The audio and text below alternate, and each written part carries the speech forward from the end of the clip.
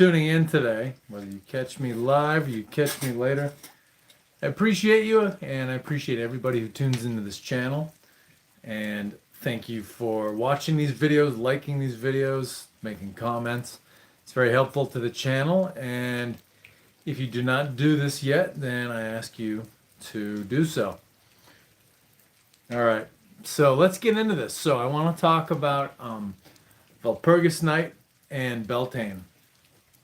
So these are two European pre-Christian, aka pagan holidays. So they're very similar, but then they're expressed and celebrated differently, depending on where you are in Europe. So why these are holidays on this particular day? So today's April 30th. April 30th is the opposite point in the year from Halloween. So Halloween, with one sort of a calendar, Halloween ends the year. It sort of begins the dark half of the year.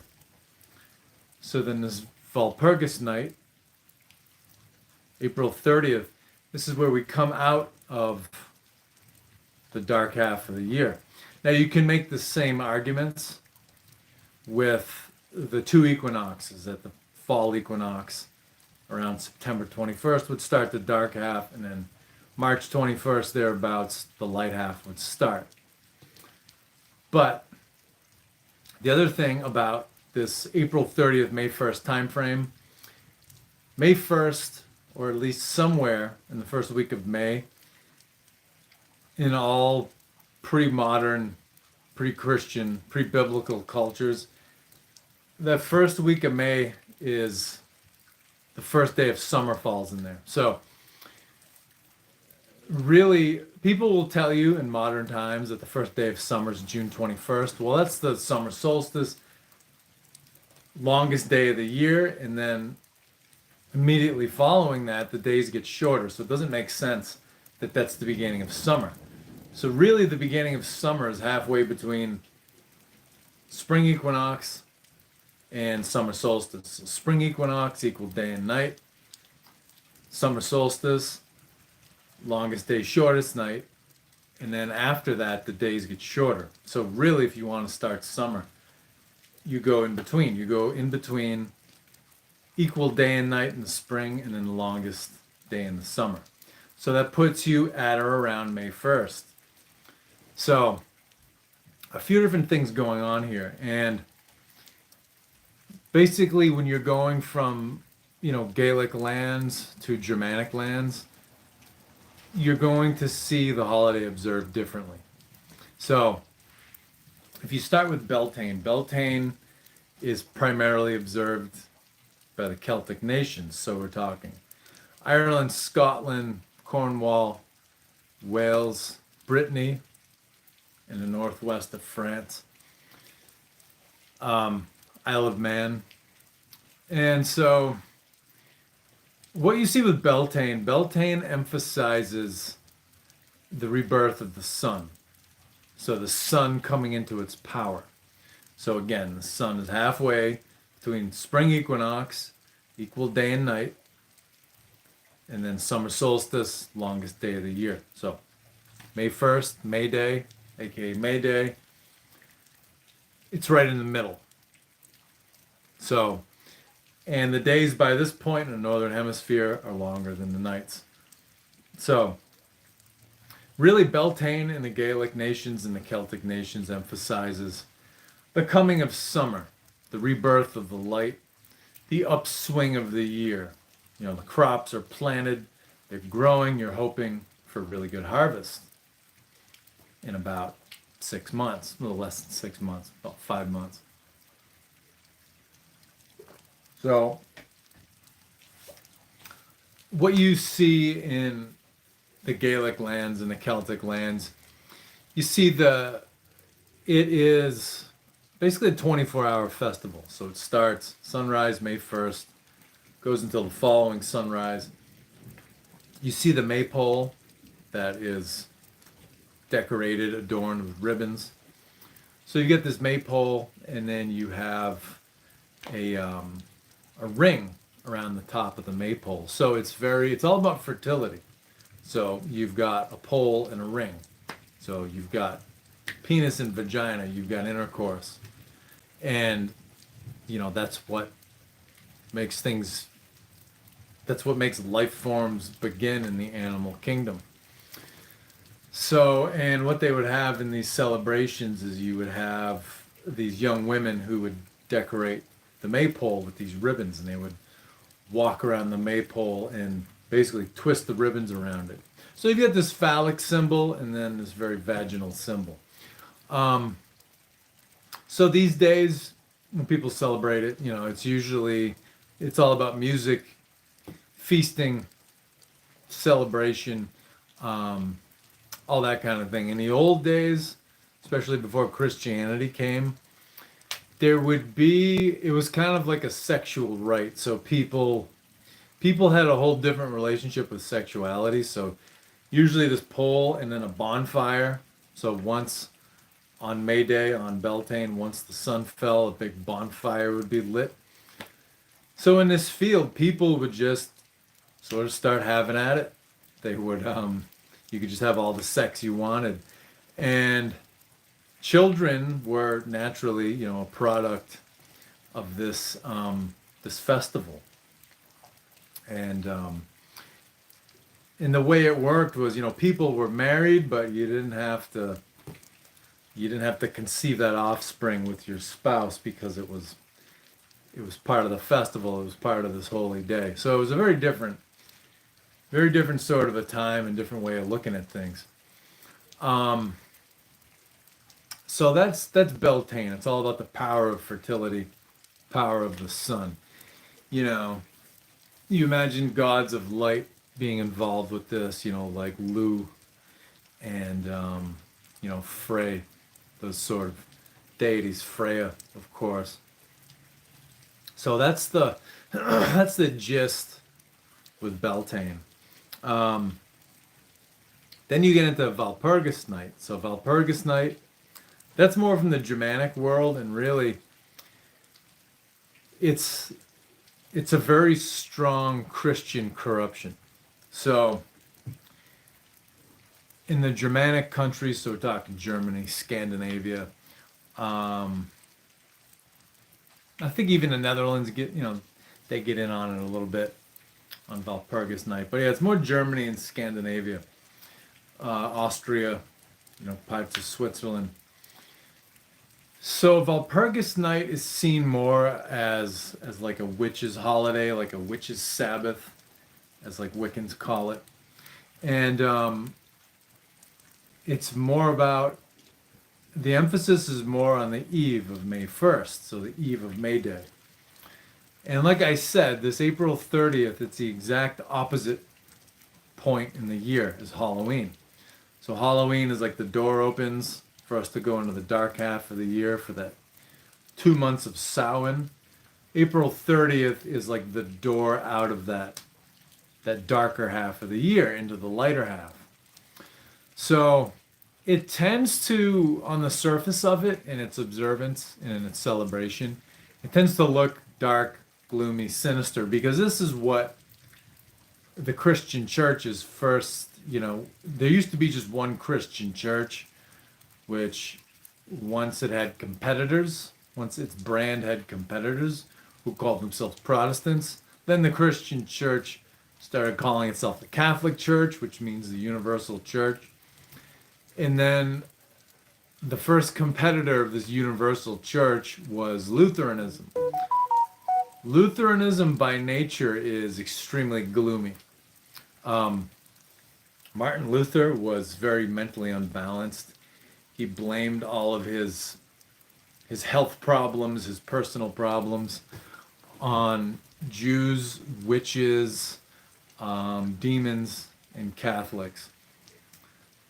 So, and he was interesting. He was extremely interesting, and I don't want to get going in a tangent on him, but he really set the tone for Protestantism, that whole denomination.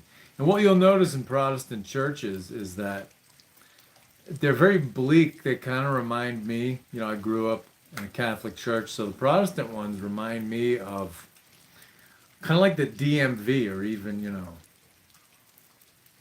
they're almost like jail cells. Um, so I think leaders like Martin Luther, John Calvin really set the tone. So getting back to Walpurgis night, it has a much gloomier, kind of a darker overtone than Beltane. And so this is, when people observe it this way, this is because this is what Lutherans or other types of Christians told Germanic people about their ancestors. They were like, oh, they were a bunch of evil, sinister witches and witch followers and, all that kind of thing. So they've basically taken on that devaluation. Even the witches celebrating it who get all fucking gloomy, it's like they're taking on that gloominess and that sinister nature that the Christians told them of their ancestors. So, that's the thing is many Christian clergy will tell you that, pagans were evil and wicked and, did all this sinister shit. And it's like, well, yeah, of course you will, because it's it's a competing it's a competing brand, or it's like the unbrand. You can imagine the Catholic Church is like Coca-Cola, Protestants are like Pepsi. So the first, the biggest competitor. And then paganism is almost like, I was gonna say it's like make your own soda at home, but it's really make any kind of drink you'd like at home, because they'll tell you that soda will fucking rot your teeth and and destroy your health. So paganism as a drink would not be soda. I think it would be something natural. It'd be like fruit juice, milk, mead, beer, wine, stuff like that. So they won't tell you to drink soda. So the soda manufacturers don't want you making your own drinks at home. They want you drinking their soda, drinking their Kool-Aid, if you will. So, yeah, so the whole point here is that in these Germanic countries, people have been told that their ancestors were sinister, evil, demon, devil worshippers, all that kind of shit. So it comes through in the observance of Walpurgis night. And sometimes if you can do an image search for Björk, Björk, the Icelandic musician, so her name is spelled, or at least her nom de guerre, nom de plume, it's stage name, Bjork, Björk. So you'll see Björk in different movies or shows, usually when there's like Vikings. And she'll be some sort of pagan priestess, and she she looks like some kind of a goth metal musician. She looks totally sinister. She looks like a archetypal, like evil, evil witch. Well, she is just portraying what the Lutherans and the Christians told Germanic people that their ancestors were like. So, it's total bullshit.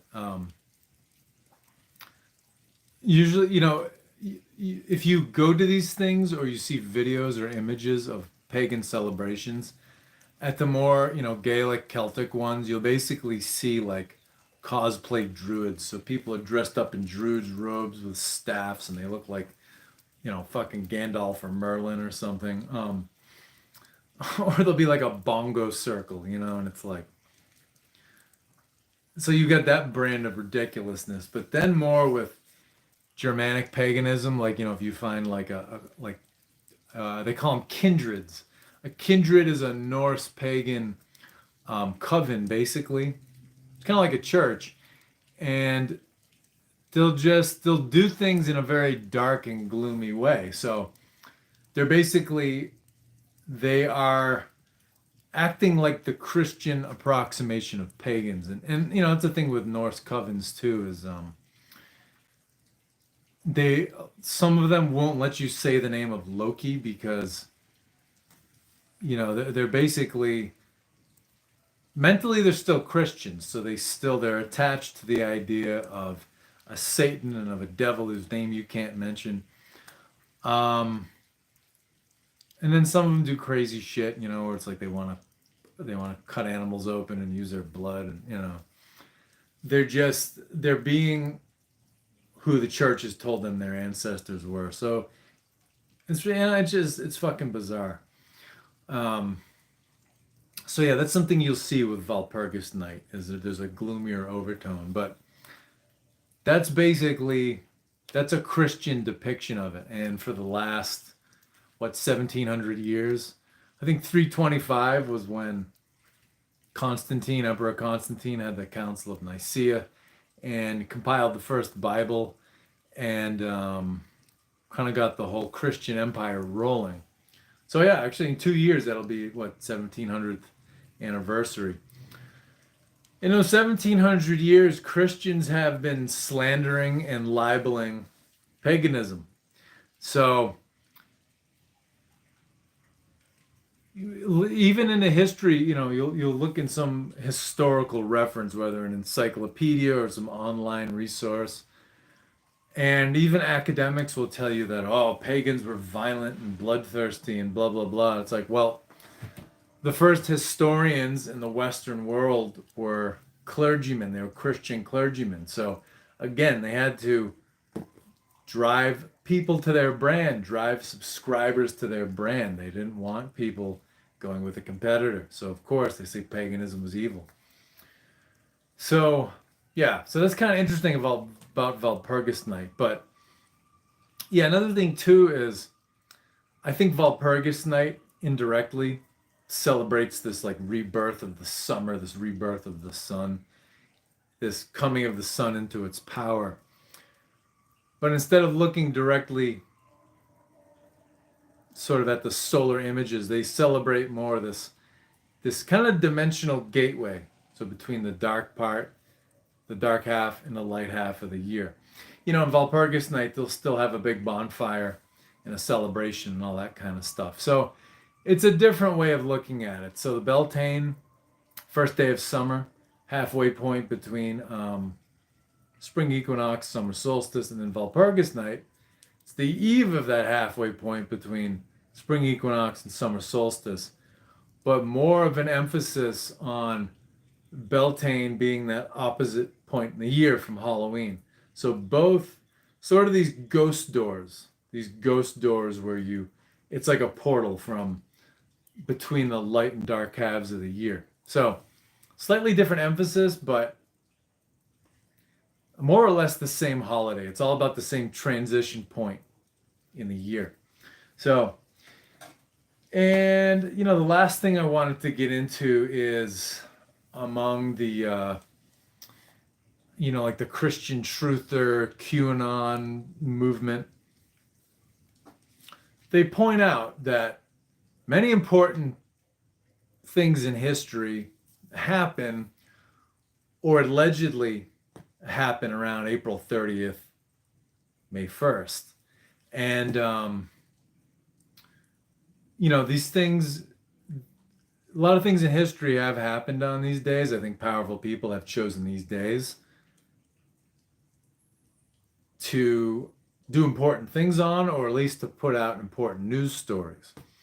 So, when you go through history, some examples, you have Hitler's death was announced April 30th, 1945, was announced in the Western world, even though the Soviets said that he was still alive. At the very least, I think Hitler survived, but at the very least, the story was released on April 30th. Osama bin Laden, his death was announced, I think it was May 1st or May 2nd. And what the hell was that? Like 2011. And I think the raid was supposed in Islamabad, Pakistan, on bin Laden's compound, was supposedly conducted on April 30th or May 1st. I want to say May 1st. Trying to think what else. I think Prince William was married on April 30th, however many years ago, 10 or fewer years ago. Um, there's you can just Google it. Historical events, April 30th, historical events, May 1st, and you'll see them. So I do think people, powerful people, influential people, choose these days to do important things because they know, or at least the secret societies that they are part of, that kind of manipulate and blackmail them. They know that we're all part of this quantum field and that our minds, our bodies, our psyches are very much subject to the forces of nature. So they're like, yeah, when the sun is coming back into its power, if you want to do something really important, do it then. Um, so yeah, these are not evil days as a lot of truthers would tell you. Soviet Union celebrated May Day. Communists celebrate May Day. It's like the international, what is it? International Socialist Workers holiday or some shit. In the Soviet Union, there were big May Day celebrations on May 1st. It's not a communist, it's not a satanic communist, whatever day. May 1st is a communist holiday because communism was implemented, it was installed in Soviet Russia by international bankers who were Freemasons or who were part of Masonic organizations. So you can look up a book called Fire in the Minds of Men by Dr. James Billington. James Billington was the head librarian of the Librarian of Congress in the United States for close to 50 years. So this guy knew what he was talking about. And in his book, he talks about how the socialist revolution, communism, the whole revolutionary movement that started in 1776 actually came from occult Freemasonry. So not just plain old Freemasonry where, local guys from your hometown go and drink beer and, eat some meatloaf and mashed potatoes and, do the hokey pokey. But it's by people, it's by bankers, politicians, corporate executives who were Freemasons, who basically started secret societies within Freemasonry that we call the Illuminati, which George Washington even acknowledged the existence of. Those people would network within the Masonic lodges and they would start their own secret society that was the Masonic lodges didn't know about. And they started these experiments with socialism, with communism. So that's why communism had May 1st as a holiday. Well, and still does. So yeah, that's a little rant about Beltaine and Walpurgis night, but very important days. So I'd recommend do some meditation, do some qigong, have a bonfire if you can, and set your intentions for the year because from now till harvest time in late September into October, this is where you get most of the shit done in the year. And then the other half of the year is more, planning for the next year. So set your intentions. Another big thing that's going on, Jupiter and Rahu are coming into conjunction. By the end of May, they'll be conjunct. In Aries, sidereal, for the first time since 1929. So Jupiter and Rahu, Thor and Loki are doing their own great reset. So Klaus Schwab and his puppet masters, the people who control him, they have their own idea of a great reset, while the divine powers in the universe have their own idea of a great reset. So ask yourself who's going to win that one. I'm not going to answer that for you. All right. I will be out with my May videos soon. Thanks for tuning in.